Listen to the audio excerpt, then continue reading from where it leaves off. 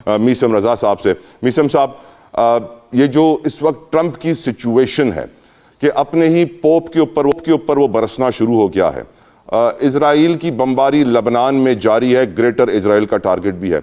आपको लगता है कि डोनाल्ड ट्रंप को कोई फेस सेविंग मिल पाएगी? और क्या ये जो डिमांड है अमेरिका की कि ईरान अपना न्यूक्लियर आर्सेनल बिल्कुल अबैंडन कर दे और उसको कभी उसकी इनरिचमेंट की बात भी ना करे, और ईरान जानता है कि जब तक वो न्यूक्लियर बम नहीं बनाएगा उसके ऊपर जंग मुसल्लत करती जाएगी हमेशा 1-2 सालों के बाद। आपकी नज़र में पहले हम शुरू करते हैं डोनाल्ड ट्रंप से। मीसम साहब, ट्रंप की सूरत हाल क्या है? आप क्या समझते हैं? What will he do next? Straight of Hormuz पे जंग कितनी खतरनाक हो सकती है हुजूर? बहुत शुक्रिया, आपने मुझे इस मौजू पे अपने साथ लिया है। जहां तक डोनाल्ड ट्रंप साहब की बात है, तो ये पूरी दुनिया के सामने अब ये बात यहाँ हो चुकी हुई है कि डोनाल्ड ट्रंप साहब की कोई भी जो स्टांस होता है वो 24 आवर्स या 48 आवर्स से ज्यादा उसकी एक्सपायरी डेट नहीं होती। और इस वक्त जबकि एक दिन गुजरा है, 48 घंटे भी नहीं पूरे हुए मुज़ाकरात को खत्म हुए जो पाकिस्तान के अंदर शुरू हुए थे। तो ये मुज़ाकरात सारे ही जितने एनालिस्ट थे, स्ट्रेटेजिक स्टडीज के, वॉर स्टडीज के, वो सब उनकी एक ही राय थी कि ऐसा मुमकिन ही नहीं कि 47 साल पुरानी एक्सट्रीम रिफ्ट जो है वो 24 घंटे के मुज़ाकरात में बैठ के सेटल हो जाएगी। ये एक स्टेज वाइज चीजें चलनी थी। और as a student of strategic studies मैं ये बड़े वसूख के साथ कह सकता हूँ कि जब भी टेम्परेरी पीस होता है तो सीज फायर होता है, तो उसमें दोनों पार्टीज जो हैं वो भरपूर तरीके से अपनी बॉडी लैंग्वेज शो करती हैं कि हम कोई इस बहुत ईगर नहीं है इस सीज फायर के, we are ready to fight. जबकि ऑन ग्राउंड सिचुएशन इस वक्त अगर दोनों मुल्कों की देखी जाए तो अमेरिका इस वक्त बहुत ज्यादा वीकर विकेट पे जा चुका हुआ है। लॉजिस्टिक का एक कितना बड़ा इशू है कि जो अभी उससे सस्टेन होना मुश्किल हो गया हुआ है। इजराइल एक अपने एजेंडे पे अलग काम कर रहा है जो कि इवन अमेरिका का उस एजेंडे के साथ दूर दूर का कोई वास्ता नहीं है। और ये जो डीप स्टेट ऑफ यूएसए है वो इस चीज को बहुत अच्छी तरह रियलाइज कर चुकी हुई है।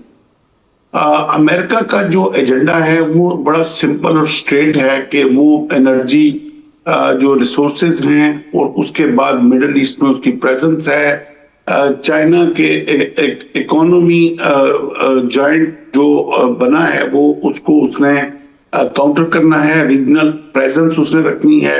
ये मोटे तौर पे अमेरिकन जो एजेंडा है। वेयरएज के इजराइल का जो एजेंडा है वो बहुत एक हार्ड लाइन एक्सट्रीमिस्ट एजेंडा है, वो स्टैनिक फोर्सेस वाला एजेंडा है, वो दजाली एजेंडा है, और वो जो है वो जितनी भी इस वक्त फ्री मेसन एजेंडा है वो उसके ऊपर काम कर रहा है, जिसमें बड़ा खुल के वो बयान कर चुका हुआ है कि वो ग्रेटर इसराइल और ग्रेटर इसराइल का मैप तक वो इशू कर चुका हुआ है। और हाथ उनके फौजी के शोल्डर पे जो है वो ग्रेटर इसराइल का नक्शा लगा हुआ है। जो अभी लेबनान के ऊपर वो जा रहा है, लेबनान के जिन शहरों में बम्बार्डमेंट कर रहा है वो वहां से वो नक्शे गायब करता जा रहा है। और आगे उसका जो फ्यूचर प्लान है वो तो बहुत ही हौलनाक है। तो इस सिचुएशन में सबसे ज्यादा जो वीकर विकेट पे मेरे हिसाब से है वो खुद यूएस है, और यूएस इस चीज को रियलाइज कर चुका हुआ है। और ये जो अभी इस वक्त जो थ्रेट्स हैं इमीडिएट जो स्टेट ऑफ हॉर्मुज़ में दी जा रही हैं, तो ईरान तो पहले ही पिछले 47 साल से उन पाबंदियों को फेस कर रहा है, वो नथिंग न्यू। बट इसमें इस वक्त यूरोप का जो पॉइंट है वो बहुत पॉइंट ऑफ कंसर्न है। यूरोप सीरियस एनर्जी क्राइसिस में जा चुका हुआ है। चाइना और रशिया इसमें अब इंटरवीन कर रहे हैं और वो चाहते हैं कि ये मामला जो है वो किसी ना किसी रुख जो है वो सेटल हो। और मैं उम्मीद करता हूं कि ये मामला जरूर सेटल होने जा रहा है। आमीन आमीन आमीन। हैदर साहब, आप माशाल्लाह से आईआर के इंटरनेशनल रिलेशंस के इतने कमाल एक्सपर्ट हैं।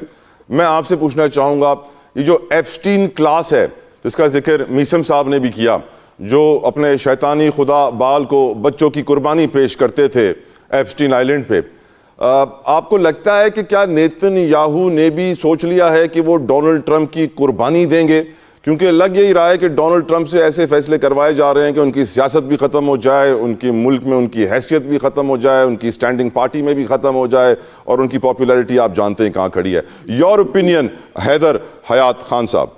बहुत शुक्रिया दला भाई, आपने दुरुस्त इशारा किया है। हालात तो यही इंडिकेट कर रहे हैं कि शायद नेतन्याहू ये चाहता है कि डोनाल्ड ट्रंप की जो सदारती मुद्दत बाकी है ये वो मुकम्मल ना कर सके, क्योंकि डोनाल्ड ट्रंप अमेरिका की तारीख का वो वाहिद सदर है जिसकी पॉपुलैरिटी बतदरीज कम होते होते इस वक्त 30% से भी कम हो गई है। और अगर आप अमेरिका की गुज़श्ता जो जंगें अमेरिका ने लड़ी, हम ज्यादा पीछे नहीं जाते, आप इराक में या अफगानिस्तान में जो अमेरिका ने जंग लड़ी, आप उस वक्त अमेरिकन पब्लिक का अगर एटीट्यूड देखें, नो डाउट एक बड़ा चंक, एक बड़ा तबका उसमें ही समझता था कि ये गैर जरूरी जंगें हैं, लेकिन एक बड़ी पॉपुलेशन को उन्होंने इस चीज के ऊपर कन्विंस किया कि ये जंगें अमेरिका के लिए जरूरी हैं।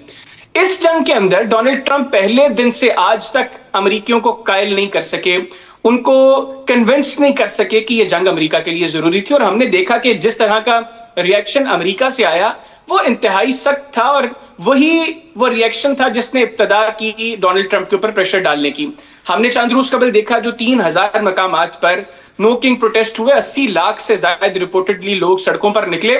80 लाख लोगों का निकलना ये एक बहुत बड़ी बात थी। और अमेरिका में अब ये अप्रोच है कि अगर ये सिलसिला चलता है तो अमेरिका को ये मजीद तबाही की तरफ लेकर जाएगा, क्योंकि ये फैसला जो जंग का था ये अमेरिका में सिर्फ डोनाल्ड ट्रंप का फैसला था, जिसको कन्विंस किया नेतन्याहू ने, मोसाद ने, और बताया कि जनाब 4 दिन में तहस नहस फेर देंगे हम ईरान की, हम उनकी टॉप टियर जो है एलिमिनेट कर देंगे, वहां पर जो उनकी एयरफोर्स जो है ही नहीं हम उसको तबाह कर देंगे, नेवी जो डोनाल्ड ट्रंप कहते भी हैं कि हमने उसको तबाह कर दिया, उनका मिलिट्री इंफ्रास्ट्रक्चर सब खत्म हो जाएगा। तो 4 दिनों में लोग बाहर निकलेंगे, ईरान में रिजीम चेंज हो जाएगी। हुआ उसके बिल्कुल बरक्स। हमने देखा कि हर गुजरते दिन ईरान पहले से ज्यादा मजबूती के साथ हमें सामने खड़ा दिखाई दिया। हर गुजरते दिन ईरान ने जिस असलहे का, जिन मिसाइल्स का, जिन ड्रोन्स का इस्तेमाल किया, उन्होंने शशदर कर दिया, हैरान कर दिया अमेरिका को और इजराइल को। वो एक्सपेक्ट नहीं कर रहे थे, और ईरान ने इसकी तैयारी बड़े सालों से की थी। वो जानते थे कि उनके पास फिजाइया नहीं है, वो जानते थे कि उनके पास मजबूत बहरिया नहीं है, लेकिन उनके पास स्ट्रेटेजी थी, दिमाग था, और उन्होंने उसका इस्तेमाल किया, जज्बा था, और वो जज्बा आज हमें दिखाई दे रहा है। जहां तक बात एप्स्टीन की, इसमें एक मैं और इंपॉर्टेंट चीज देख रहा हूं। चंद रोज कबल जो डोनाल्ड ट्रंप की एहलिया हैं उनकी एक प्रेस कॉन्फ्रेंस सामने आती है जिसमें वो एप्स्टीन विक्टिम्स के हवाले से बात करती हैं। वो मेरे लिए थोड़ी सी है एक चीज की ये एक इंतहाई बड़ी डेवलपमेंट है। बाकी नेतन्याहू या तो वो सरवाइव करेगा या डोनाल्ड ट्रंप की सियासत। अब डोनाल्ड ट्रंप ने फैसला ये करना है कि उसने अपनी बकिया सदारती मुद्दत बचानी है। वो अमेरिका की तारीख में वो सदर तो नहीं बनना चाहता जो इम्पीचमेंट के बाद जो है वो कुर्सी सदारत से फारिग होकर जाए, या उससे पहले ही आर्टिकल 25 के तहत उसको फारिग कर दिया। और डोनाल्ड ट्रंप दूसरी बार अपनी कुर्सी से फारिग नहीं होना चाहेगा हैदर भाई। वो बड़ा पहले भी कुर्सी से फारिग हुआ था, उसने बड़ा शोर मचाया था, हमला कर दिया था कैपिटल हिल के ऊपर। ट्रंप ने ये फैसला कर लिया है कि उसने फारिग नहीं होना, तो फिर उसको नेतन्याहू की जो जंग है उससे खुद को डिसएसोसिएट करना पड़ेगा, क्योंकि इजराइल अमेरिका के बगैर ये जंग नहीं लड़ सकता। बेशक इसमें कोई शक व शुबा नहीं है।